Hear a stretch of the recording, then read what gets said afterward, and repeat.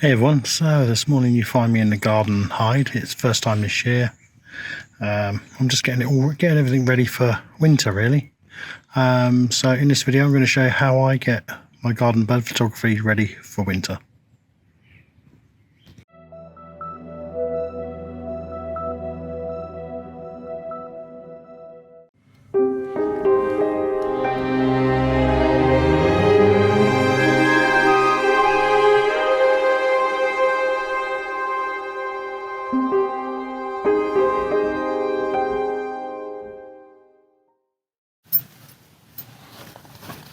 Right then, let's come out of here.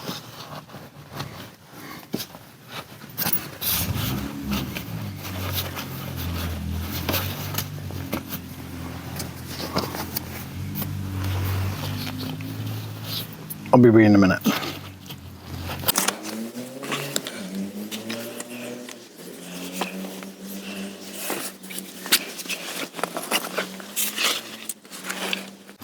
Hi, good idea at the time.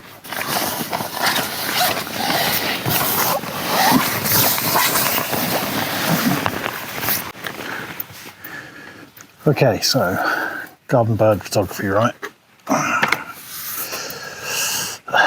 You need a couple of things. Some way of disguising yourself. I mean, you could kitchen window, conservatory, behind an open door, even an old bed sheet, a couple of poles and some string and whatever really. Obviously, camera, sturdy tripod, easiest way to do it. A feeding system, i.e. garden bird thing that you can get from the garden centre and everything, and food. There's another thing you're going to need as well, something to make a perch out of, all right? And I'm quickly just going to go over this stuff while we're here. Don't know if you can hear that there's a robin in the holly tree up to my left somewhere. So, settings in. Let's start with that.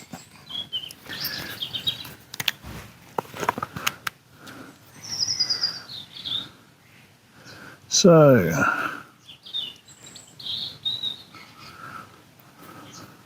settings for today, always auto ISO, it's changeable.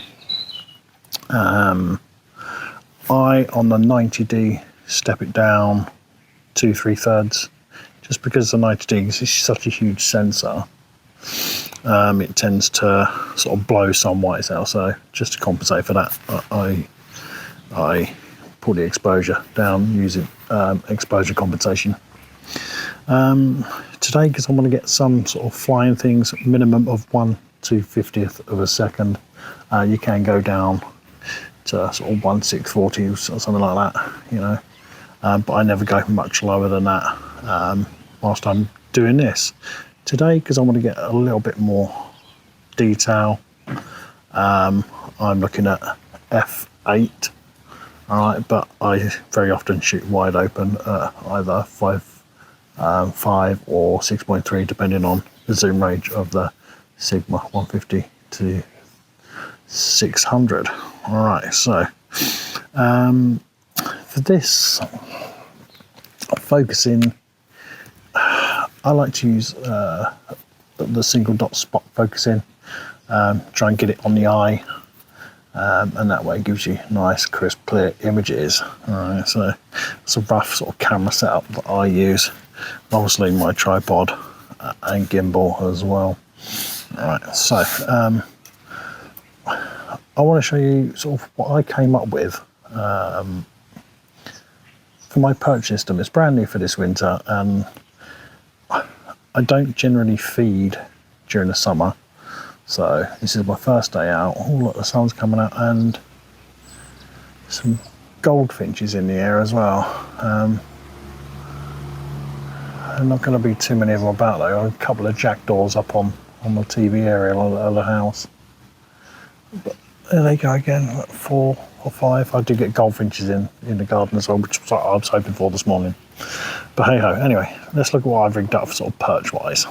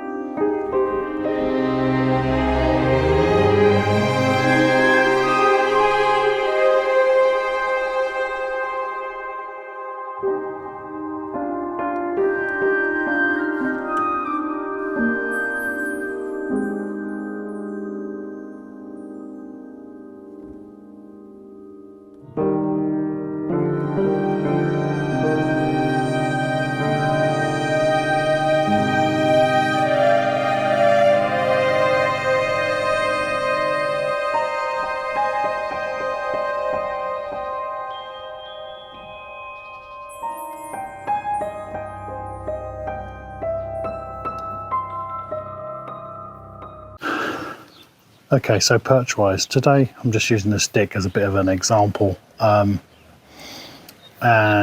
just to experiment whether or not I'm getting the right depth of field, that kind of thing. This whole thing here I made a trebuchet during lockdown.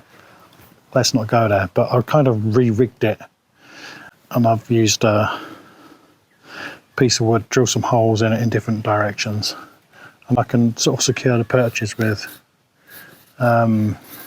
cable ties. Okay, you can do this similar kind of thing.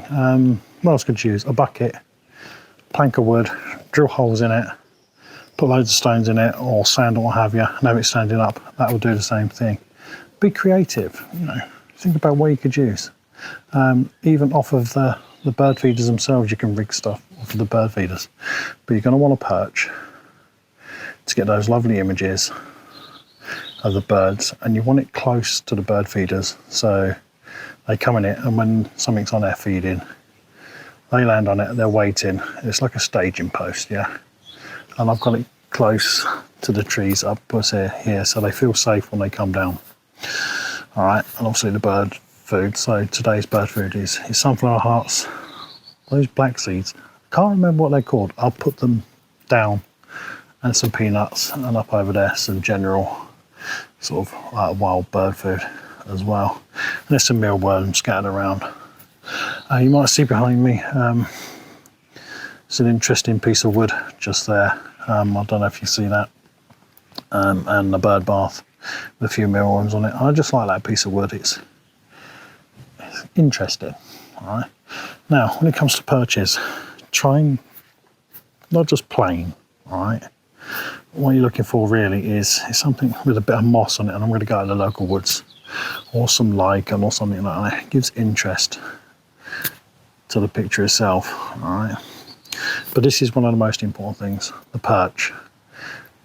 Yes, you can get nice pictures on the feeders and what have you, but you get those lovely singled out birds photos when they're on the perch, and that lovely sort of milky background. Now, distance wise, I'm about 10 meters from the 10 feet from my camera right now, and behind me I've got about 20 feet, so I've doubled it, so I can get that nice bokeh blurry background.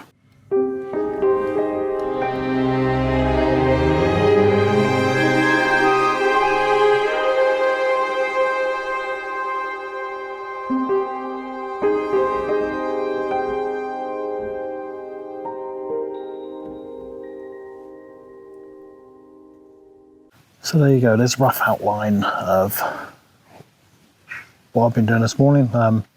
Setting up ready for, wait.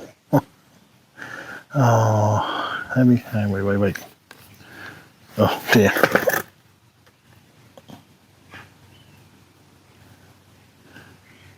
This robin is a bit brazen.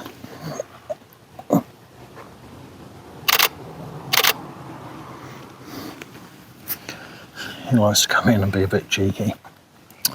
Other things I'm going to be using as well. I'm going to go and buy an old fork. You may like an old garden fork, and on the top it's like a T-handle.